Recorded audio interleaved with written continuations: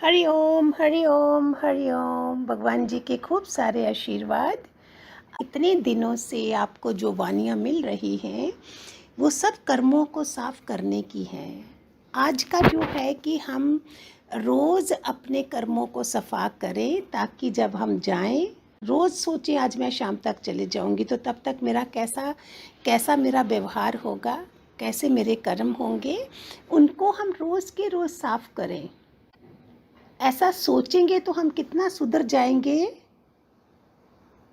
रोज हम चिंतन किसका कर रहे हैं? अपने कर्म प्राणियों का, कुटुंब वालों का, उनकी बुरी आदतें देखते हैं और चिंतन कर कर के चित्त में वो हिस्सा बन जाता है हमारे शरीर का। वो आत्माएं भी वही लेके गई जिनके आज हम श्राद्ध करते हैं, गीता पढ़ते हैं, गरुड़ पुराण पढ़ते हैं। क्यों हम उनसे सीखें और हम अपने को सुधारें? वो क्या लेके गई थी? बोलते हैं खाली हाथ आए खाली हाथ गए। तो मैं सत्संग हाल में बोलती थी नहीं, मैं खाली हाथ आई थी, मैं एक हाथ में गुरु और एक हाथ में कृष्ण को लेके जाऊंगी, ऐसे मैं बोलती थी सत्संग हाल में। कहीं हम कबूतर बन के आ जाएंगे सत्संग हाल में, कहीं तो मैंने तो एक कुत्ता भी देखते थे सीढ़ियों में बैठता था। चिड़िया घड़ी जो लगी होती थी सत्संग हाल में, उसके पीछे चिड़िया बन के भी हमको सुनना पड़ेगा। तो क्यों ना अभी सुन के हम पूरा हो जाएं। पहले भी वाणी में मैंने बोला, सपोज मेरे पास 4 ही घंटे हैं जब मैं शाम तक जिंदा हूँ, तो उस समय मेरा स्वभाव कैसा होगा, मैं क्या क्या छोड़ना शुरू कर दूंगी। आप सबने घरों में देखा होगा जो चले जाते हैं, पहले जो उन्होंने पैसा जोड़ा होता है, उनका धन दौलत पीछे रह जाता है, सारी कमाई जो है वो उनकी पीछे रह जाती है। शरीर के साथ क्या जाता है? संस्कार, स्वभाव। वो हमें अभी मौका है ना। फिर वो बच्चा पैदा होगा, फिर चित्रगुप्त ने उसकी कुंडली बनानी है, छठी के दिन नाम देना है, और वो कुंडली कैसी होगी, वही स्वभाव। काल सर्प योग होगा, उसमें अंगार का योग होगा, विष योग होगा, सारे योग बना के ग्रहण योग होगा, क्योंकि हम मानते नहीं थे स्वभाव के कारण। लोग जाते हैं शमशान तक जाते हैं, अभी कोरोना में तो शमशान तक भी नहीं जाते लोग, और थोड़ी देर बातें करते हैं, शमशानी वैराग बोलते। भगवान जी बोलते थे शमशानी वैराग है थोड़ी देर का। हमें कबीर वाला वैराग्य होना चाहिए कि हम कर क्या रहे हैं। फिर उसके बाद हम वैसा हो जाते हैं थोड़ी देर में। कितना बड़ा परिवार छोड़ के वो आत्मा अकेली जाती है, परिवार फिर भी इकट्ठा है, वो आत्मा अकेली है। सारे अपने संस्कार, पूरी उसकी सीडी बन गई, रिकॉर्डिंग हो गई, वो उसको दिखाई जाएगी ऊपर, देखो तुमने ये करा है। हम इतने 7 भाई बहन हैं, अब मेरा स्वभाव अलग है, बाकियों का स्वभाव अलग है, स्वभाव संस्कार अलग अलग लेके हम आएंगे। चाहे ट्विंस हैं, चाहे 6-7 बच्चे हैं, आप सबका देखो भाग्य अलग अलग होगा और संस्कार अलग अलग होंगे। उनको अगर गुरु नहीं मिला, सत्संग नहीं मिला, हमें मिला है, तो हम कैसे जाने चाहिए दुनिया से? पूरी तैयारी, पूरे साफ सुथरे बच्चे। सबसे माफ़ियाँ लेने का समय तो रोज रात को सोते समय, सुबह उठते साथ। फिर गलती हो जाए फिर माफ़ी मांग लो और धन्यवाद धन्यवाद धन्यवाद, thank you thank you thank you. देखो कैसा बन जाता है, बोलने में ही मिठास आती है, हृदय सुंदर बन जाता है। सारा टाइम वही टिक टिक टिक टिक घर में लगाई है, कैसी वाइब्रेशंस हैं। खुद टाइम नहीं है, 4 बजे तक हमारा नहाना धोना सब हो चुका होना चाहिए, योग साधना। फिर हम कितने फ्रेश, हमारे से कितनी अच्छी वाइब्रेशंस आए। अपनी रहनी देखें कैसी है। ये श्राद्धों में इसलिए बोल रहे हैं कि शायद जिनके कर रहे हैं हमारा नहीं पीछे करना पड़े, हम ऐसे जाएं दुनिया से। कितने वानियाँ दी हैं आपको उत्तम लोगों के लिए, ऊपर के चक्रों में जाने के लिए। हमारा जाता क्या है फिर? ये काम हमने रोज करना है। उसमें कितनी देवी संपदा के गुण आ गए। जो ये काम रोज करेगा उसमें देवी संपदा के गुण कितने आ गए। पाप पुण्य का बोझा लेके हम जाते, इतना बड़ा बैग भर के जाते हैं, इतना भारी बैग, हमें हल्का होके जाना है। तो इसलिए हम श्राद्धों में एक कहानी बहुत प्यारी है, सुने उसे, बहुत अच्छी है ये। हम जो धोखे में रहते हैं कि पाप क्या है, पुण्य क्या है, कि मैंने गंगा में स्नान कर लिया, मैंने स्कूल बना दिए, मैंने गरीबों को खाना खिला दिया, इन सब चीज़ों को हम समझते हैं कि मैंने बहुत अच्छा काम कर लिया है, और फिर उस व्यवहार से दूर रहते हैं। देखते नहीं हैं कि हमारा व्यवहार, जो हमारे कर्म प्राणी हैं, कुटुंब है, उनके साथ कैसा है, किन कारण से हमें ये सब लोग मिले होते हैं।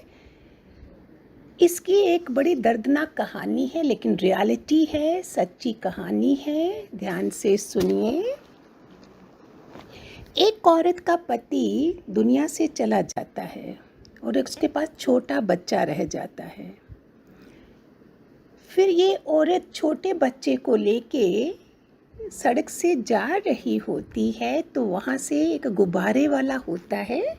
बच्चा जिद करता है कि मुझे गुब्बारा चाहिए। अभी पति नहीं था तो ये थोड़ा फाइनेंशियली डाउन हो गई थी, पैसे इतने नहीं थे उसके पास, थी मिडिल क्लास। फिर क्या हुआ, वो गुब्बारे के लिए सड़क क्रॉस कर रही थी, इतनी देर में कोई कार आई, टकरा गई और उस औरत का देहांत हो गया, उस बच्चे की माँ का। फिर ये लड़का जब वापस आया, अभी इसका कोई भी नहीं था, बाप पहले जा चुका था, माँ भी चली गई, कोई पूछता भी नहीं था, पड़ोसी भी ऐसे ही थे। 2-3 दिन तो भूखा रहा, फिर कैसे वैसे करके इसने खाना बनाना सीख लिया। लेकिन फिर क्या हुआ, उसके जो पड़ोसी थे उसे अकेला समझकर उसको किसी तरीके से निकाल दिया और उसके घर का हक छीन लिया उन्होंने, उस पर अपना हक कर दिया। अभी लड़के के पास कुछ नहीं था, कैसे कैसे करके वो बहुत ध्यान से सुनना, पता चलेगा अगर मैं रानी भी थी तो मैंने कैसा व्यवहार करा, राजा था तो कैसा करा, फिर मैं रंक बन के धरती पे लाई गई हूँ। इस तरीके की कहानी है। कभी सोच सकते हो एक राजे को ऐसे वाला जन्म लेना पड़े। फिर उस लड़के ने किसी चाय वाले की दुकान पर काम करना शुरू कर दिया। वो चाय वाला भी बहुत ही क्रोधी था, बात बात पे गुस्सा करता था उसके ऊपर। फिर धीरे धीरे उस बच्चे ने जो पैसा कमाया उसमें से उसने अपनी दुकान खोल ली कि चलो छोटा सा दुकान, चलो अभी क्यों इसके आगे काम करना है। लेकिन वो स्वभाव से इतना चिड़चिड़ा हो चुका था कि उसकी दुकान पे कोई आता ही नहीं, पैसा बनता ही नहीं। फिर उसने शादी भी कर ली हुई थी, जब पैसा नहीं बनता था तो बीवी, उसकी पत्नी जो थी वो बहुत दुर्व्यवहार करती थी उसके साथ, रोज़ झगड़ा होता था, रोज़ लड़ाई होती थी। एक दिन फिर उसने शराब पीना शुरू कर दिया, रातों को पड़ा रहता, दिन में चाय की दुकान चलाता। एक दिन वहाँ 4-5 डाकू आ गए, उन्होंने चाय पी, उसने बनाई, जब इसने पैसे मांगे तो उन डाकुओं ने इसको बहुत मारा और ये रोया, बहुत चिल्लाया। तब क्या करे, घर गया तो पत्नी मारती है, दुखी हो गया बहुत, घर से बाहर निकला, चीख चीख कर भगवान को चिल्लाने लगा, हे भगवान अब सहन नहीं होता है। बहुत रोता है, बहुत रोता है। रोते रोते वो उधर ही लेट जाता है। इतनी देर में आवाज़ आती है बच्चे को, उठो, आंखें खोलो। बच्चा पूछता तुम कौन हो? बोलता मैं तुम्हारा पिता हूँ। बोलता मेरा पिता तो बचपन से ही चला गया था। बोलता वो तुम्हारे शरीर का पिता था, असली पिता मैं हूँ। चलो मैं तुम्हें दिखाता हूँ जिस कारण तुम रो रहे हो। बहुत मज़ेदार रियलिटी है, देखना ज़रा, हमें अपने पे लगाना है ना, हम जब दुखी होते हैं तो किस कारण से। भगवान उसको दूर कहीं ऊपर एक महल में जाके ले गए। महल का एक कमरा देखा। पहले भगवान ने उसको बोला, तुम इस जन्म का, बोला मैंने तो कुछ नहीं करा। बोलते तुमने इस जन्म का नहीं, मैं बोल रहा हूँ, तुम्हें पहले दिखाता हूँ तुमने क्या क्या करा। एक कमरे में ले गए, उसमें दूसरे से आवाज़ आ रही थी, बचाओ बचाओ, रहम करो। वो पूछता है, अभी लड़का बड़ा हो गया, ये कौन है? उन्होंने बोला, राजा के अत्याचार में पिटाई कराई जाती थी इसके ऊपर, और ये लोग चिल्ला रहे हैं। भगवान ने बोला, जानते हो ये 5 लोग कौन हैं?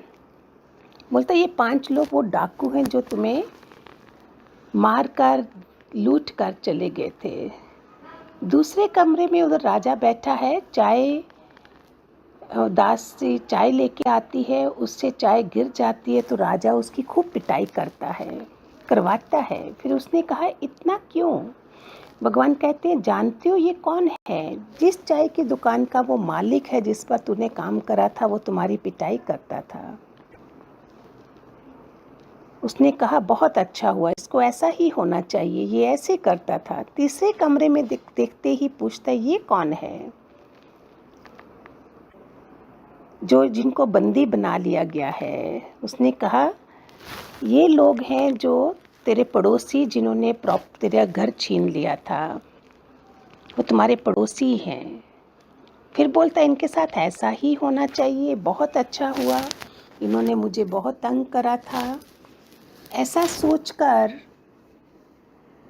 वो और आगे, भगवान उसको और आगे ले जाते हैं।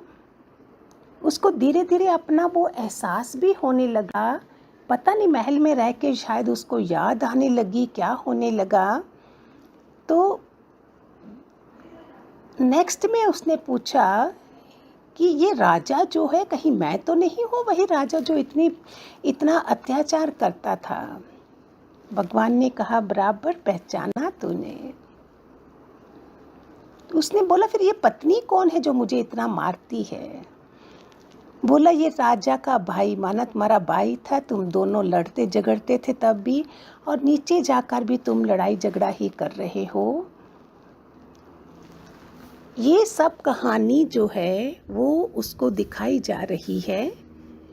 जब वो इतने कर्म खत्म हो गए, चिल्लाया भगवान को, प्रार्थना करी, तब भगवान ने उसको ये बताया कि तुम जो शिकायत करते हो वो तुम्हारा किया हुआ है। जब उसकी आंख खुलती है तो देखता है वही औरत सामने है, उसकी पत्नी, और पत्नी फिर उसको मारने लगती है, झगड़ा करती है, तो ये हंस देता है। पत्नी को अजीब लगा, ये तो कभी हंसा नहीं था, पहले कभी नहीं हंसता था, अभी क्या हुआ?